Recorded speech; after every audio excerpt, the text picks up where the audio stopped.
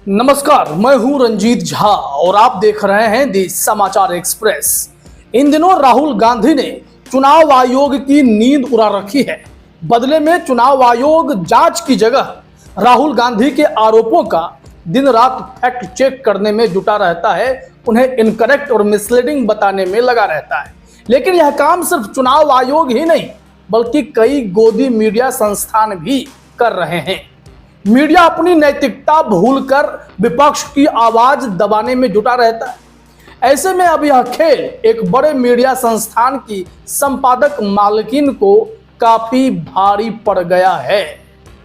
दरअसल चुनाव आयोग का मुखौटा बनना इस बड़े मीडिया संस्थान को महंगा पड़ा है।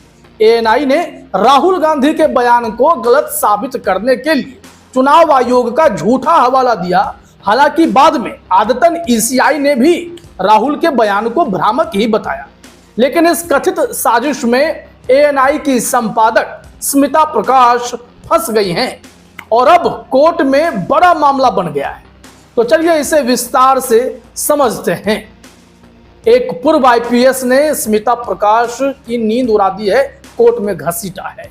चुनाव आयोग से संबंधित समाचारों के प्रसारण में गंभीर अनियमितताओं के संबंध में मेरे द्वारा प्रस्तुत प्रार्थना पत्र को प्राथमिक स्तर पर स्वीकार कर लखनऊ की एक अदालत ने परिवाद दर्ज करते हुए मुझे 26 सितंबर 2025 को अपना बयान अंकित कराने के निर्देश दिए हैं। दरअसल 1 अगस्त 2025 को राहुल गांधी ने वोट चोरी का आरोप लगाया था, जिसे लेकर राजनीतिक विवाद शुरू हो गया। आज भी राहुल गांधी लगातार चुनाव आयोग और बीजेपी की पोल खोल रहे हैं। ऐसे में एएनआई की भूमिका क्या हो गई? एएनआई ने दोपहर उस दिन 3:08 पर एक खबर चलाई जिसमें दावा किया गया कि चुनाव आयोग ने राहुल के बयान पर आपत्ति जताई है। लेकिन बाद में चुनाव आयोग शाम में करीब 6 बजे अपने आधिकारिक ट्वीट में कहा कि राहुल का बयान भ्रामक, निराधार और धमकी भरा है। यह चुनाव आयोग का पुराना स्टाइल है। कभी भी वो आरोपों की जांच नहीं करते हैं, राहुल गांधी के आरोपों को निराधार बताते हैं। राहुल गांधी लगातार चुनाव आयुक्तों को भी निशाने पर ले रहे हैं। ऐसे में गोदी मीडिया ने जैसे ही अपनी भूमिका निभाई, एएनआई ने जिस हिसाब से चुनाव आयोग का बयान आए बिना ही वहां राहुल गांधी को गलत साबित करने के लिए चुनाव आयोग का ही प्रयोग कर दिया, इससे पूर्व आईपीएस अमिताभ ठाकुर ने बड़ा मुद्दा बना दिया। उन्होंने इस मामले को सीधे कोर्ट में ले जाकर रखा और कहा कि इन पर केस दर्ज कीजिए। जो प्रेस रिलीज चुनाव आयोग के आधिकारिक वेबसाइट पे रात 8 बजे आया, वही प्रेस रिलीज उससे 12 मिनट पहले एएनआई द्वारा अपने एक्स पर पोस्ट कर दिया गया। यह कैसे संभव हुआ, इस संबंध में मैंने चुनाव आयोग को लिखकर स्थिति स्पष्ट किए जाने की मांग की है। पूर्व आईपीएस अमिताभ ठाकुर का कहना है कि एएनआई ने बिना किसी आधिकारिक पुष्टि के यह खबर चलाई, यानी ईसीआई का झूठा हवाला देकर राहुल गांधी को गलत साबित करने की कोशिश की। उनका दावा है कि यह एक सुनियोजित साजिश थी और एएनआई ने गलत सूचना फैलाकर जनता को भी गुमराह किया है। अब ऐसे में सवाल यह उठता है, क्या राहुल गांधी को जानबूझकर गलत साबित करने के लिए ऐसे खेल खेले गए? अगर एएनआई ने सुबह की खबर में ईसीआई का हवाला देकर राहुल के बयान को तुरंत खारिज करने की कोशिश की तो यह दिखाता है कि वे राहुल के खिलाफ एक नैरेटिव सेट करना चाहते थे। लेकिन जब ईसीआई ने बाद में खुद राहुल के बयान को भ्रामक बताया तो यह एएनआई के लिए एक संयोग बन गया। ठाकुर का कहना है, आईपीएस जो रहे हैं अमिताभ ठाकुर, उनका कहना है कि एएनआई ने यह हवाला बिना पुष्टि के दिया जो गलत था। अभी तक यह साफ नहीं है कि एएनआई ने जानबूझकर झूठा हवाला दिया या यह एक जल्दबाजी में की गई गलती थी।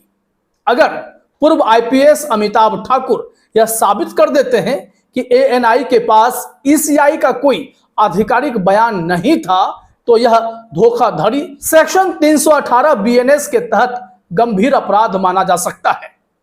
अब ऐसे में ईसीआई का बाद का बयान राहुल के खिलाफ था, लेकिन अमिताभ ठाकुर का मुद्दा यह है कि एएनआई ने समय से पहले और बिना अधिकार के ईसीआई का हवाला देकर एक गलत छवि बनाई, जो कि नैतिक और कानूनी रूप से गलत है। बड़ा सवाल यहाँ यह उठता है कि चुनाव आयोग का ऑफिशियल प्रेस रिलीज जारी होने से पहले ही एएनआई के पास कैसे पहुंच गया। वैसे अगर एएनआई की बात करें, स्मिता प्रकाश की बात करें, तो इनकी रिपोर्टिंग मोदी सेंट्रिक ज्यादा होती है और इनकी खूब आलोचना भी होती है।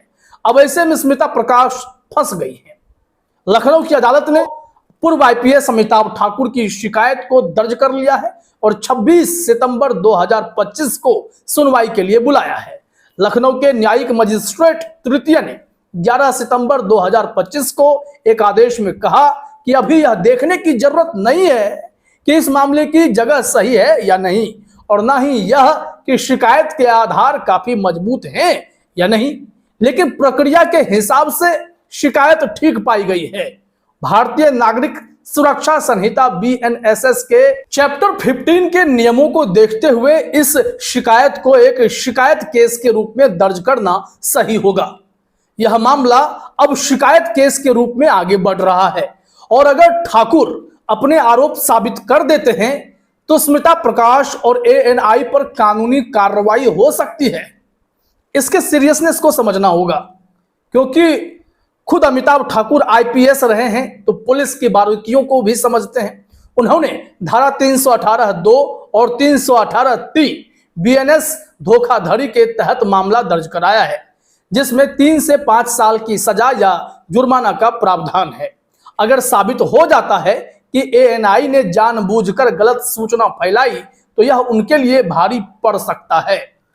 पूर्व आईपीएस अमिताभ ठाकुर ने कहा कि पुलिस के पास जाने का कोई मतलब नहीं बन रहा था, क्योंकि वहां शिकायतें आसानी से दर्ज हो भी नहीं पाती, तो हमने कोर्ट का सहारा लिया है। क्योंकि एएनआई एक बड़ी मीडिया एजेंसी है, बड़ा मीडिया संस्थान है, तो उनके खिलाफ शिकायत दर्ज करना, एफआईआर दर्ज करना आसान नहीं है। लेकिन अब जब कोर्ट में केस दर्ज हो गया है तो यह चर्चा का विषय बन गया। अब इस मामले से उनकी प्रतिष्ठा पर भी सवाल उठने लगेगा। मोदी सेंट्रिक खबर करने के लिए मशहूर इस एएनआई जैसी न्यूज संस्था पर क्या कोर्ट नकेल कसने के लिए तैयार है? क्योंकि सोशल मीडिया पर लोग इसे गोदी मीडिया के खिलाफ बड़ी जीत अभी से ही बता रहे हैं, और अगर अदालत ठाकुर के पक्ष में जाती है तो यह पूरे मीडिया उद्योग में एक मिसाल बन सकता है। लेकिन बड़ा सवाल यह है, क्या यह मामला इतना इंपॉर्टेंट है? क्योंकि जब आज के परिदृश्य में देखें तो राहुल गांधी पर छोटे छोटे मामलों में भी बड़ा केस दर्ज कर दिया जाता है और उन्हें अदालतों में घसीटा जाता है। तो इस वक्त का नैरेटिव ही यही है कि आप ऐसे हल्के मामले भी उठाकर किसी को भी चुनौती दे सकते हैं। हालांकि पूर्व आईपीएस अमिताभ ठाकुर ने स्मिता प्रकाश को क्यों कोर्ट में घसीटा है, वो इस विवाद से आप समझ गए होंगे। सवाल यह उठता है कि क्या यह मामला कोर्ट में टिकेगा या नहीं। यह केस टिकेगा या नहीं, यह ठाकुर के सबूतों पर निर्भर करेगा। अगर वे यह साबित कर देते हैं कि एएनआई के पास ईसीआई का कोई आधिकारिक बयान तब तक था ही नहीं और उन्होंने पहले ही राहुल गांधी को गलत साबित करने के लिए ईसीआई का झूठा हवाला दे दिया, तो फिर यह एक साजिश के तहत देखा जाएगा और मामला मजबूत हो पाएगा। लेकिन दबाव और रुकावट कैसे है? एएनआई और स्मिता प्रकाश के पीछे शक्तिशाली लोग हो सकते हैं, ऐसा लोगों का मानना है, जो इस मामले को रुकवा सकते हैं। भारत में कई बार देखा गया है कि बड़े मीडिया हाउस कानूनी दबाव से बच जाते हैं, खासकर अगर उनके पास राजनीतिक संरक्षण हो। यह मामला लंबा खींच सकता है और अगर ठाकुर दबाव से लड़ पाते हैं तो यह स्मिता प्रकाश और एएनआई के लिए मुश्किल हो सकता है। लेकिन अगर वे इसे संपादकीय स्वतंत्रता या गलती कहकर बचाव करते हैं तो केस यूं ही कमजोर पड़ सकता है।